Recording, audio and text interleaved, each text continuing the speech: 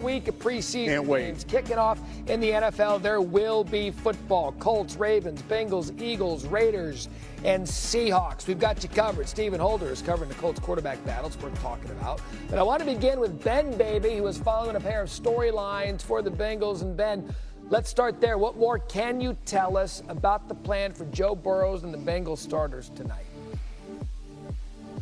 Yeah, Matt, I think the plan's going to be for them to play about a quarter-ish, give or take, according to Bengals coach Zach Taylor, because right now the Bengals are throwing everything they can to figure out how to start the season right. And this year that means playing those starters a little bit more. And I've talked to Joe Burrow extensively about this over the course of the offseason, and he noted the importance of getting out there in preseason games compared to maybe a joint practice. And the reason is Burrow needs to feel that pass rush coming at him. He knows he's live in the pocket, which means he can get hit a little bit. He needs to feel how to get the ball out fast, the feel of getting to the game the night before, and how to scramble a little bit. And so how Burrow adapts to that will be huge, especially with his receivers. Look, when you said, I thought you were going to say a series-ish, not a quarter-ish. So that's big for the Bengals, and they haven't gotten off to a 2-0 start since 2018. So to echo that point, they need to get it going as they open the season at the Browns, then home against the Jags. Let's switch gears now. One person who won't be playing tonight, Trey Hendrickson, has been at camp but not practicing. They got the contract dispute going on. Where do things stand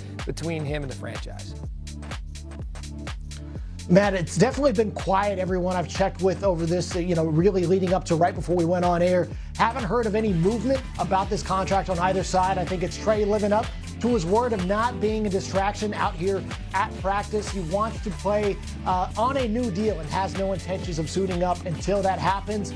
But in the meantime, we have seen him out there mentoring a lot of the younger players, such as rookie Shamar Stewart, Miles Murphy, another young player, and getting to know his new teammates on that side of the ball a little bit better. And I asked Zach Taylor about Trey imparting that wisdom on those young guys. And he said it comes with the territory. He expects a veteran to be able to do that. And Trey's doing everything he can to get ready while they try to iron out that big contract extension that he's looking for. I'd say this, he's there, he's just not practicing. This could be a wild distraction, but you almost have to give him credit for not making it that as he continues to mentor the young pass rushers. That is Ben Baby with the latest. Ben, thank you.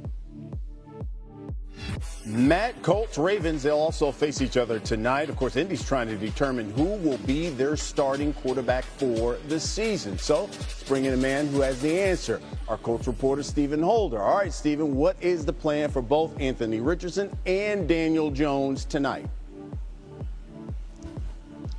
So Anthony Richardson will start tonight's game. He gets the first crack in this quarterback battle in terms of preseason action. And he will play probably most of the first half.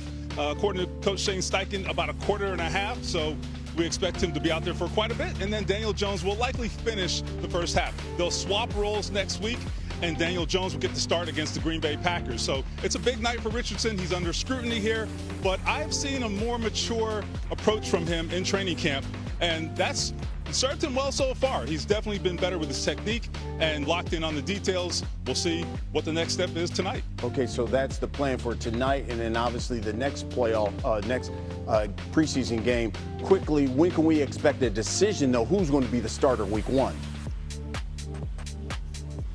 I think we're at least maybe 10 days to 2 weeks away from that, because they're going to let this play out at least through that next preseason game, which is next weekend. So they're going to take their time. They have vowed to not rush this, and I think they're just going to let these two guys duke it out until they have to make a decision. They're not in any rush to do it. I'm sure there are also going to be some eyes on their first-round draft pick, Tyler Warren. What have you seen out of the tight end out of Penn State? What a welcome addition for the Colts. Look, this team last season was last in the NFL in catches per game from their tight ends, so the production was not there. Tyler Warren has come in, and they are definitely making him a featured component of this offense. You're going to see him use the full breadth of his talent. We saw it at Penn State. He threw the ball, caught the ball, ran the ball. He's going to do it all, and he has been in training camp, and they are definitely going to make him a centerpiece of their offense. Haven't gotten nearly enough out of that tight end position, but they expect that to change in 2025. Yeah, haven't gotten a lot out of that position since Dallas Clark was putting up big numbers there for Indianapolis. By the way, the Colts, they opened the season against the Dolphins at home. They have not won a season opener in 11 seasons, by the way. That's Stephen Holder with the latest. Thank you, Stephen. All right, Custer, let's continue the preseason talk. A game tonight features a homecoming with new Raiders coach Pete Carroll returning to Seattle, where he won a Super Bowl in his 14 years there. He's not the only one, though. Vegas quarterback Geno Smith resurrected his career with the Seahawks before being acquired by the Raiders. So lots of history in this one, which is perfect for our NFL analyst Mina Kimes. I'm sure she's got that Seattle blood still pumping through her with all of these former Seahawks playing tonight. So, Mina, when you look at this game between the Raiders and Seahawks, there's a lot to watch, but what will you be watching? I am really excited to see this Raiders offense.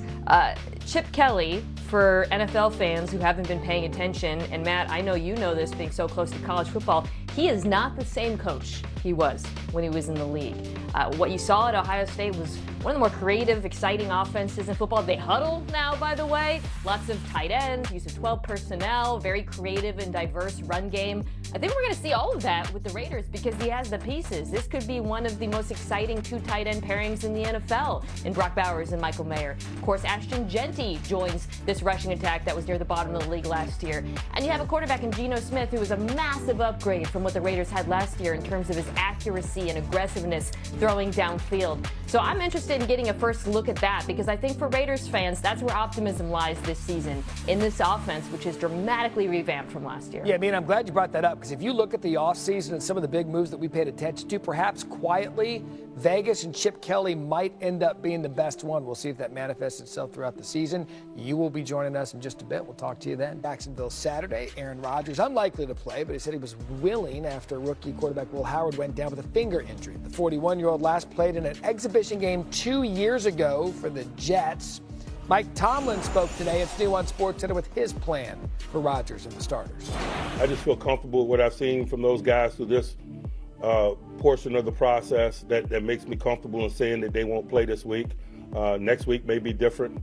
We really respect the days that are this process, and I try not to make plans with broad strokes, but really kind of in more smaller increments. And so the decision not to play some of those guys that I mentioned really was based on what I've seen from them in this environment to this point.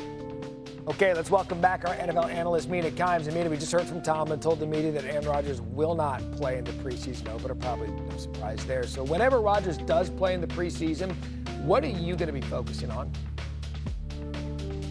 I'm really interested in seeing the connection that he has or doesn't have with DK Metcalf because this is not a very deep wide receiver group. The offense has to go through Metcalf.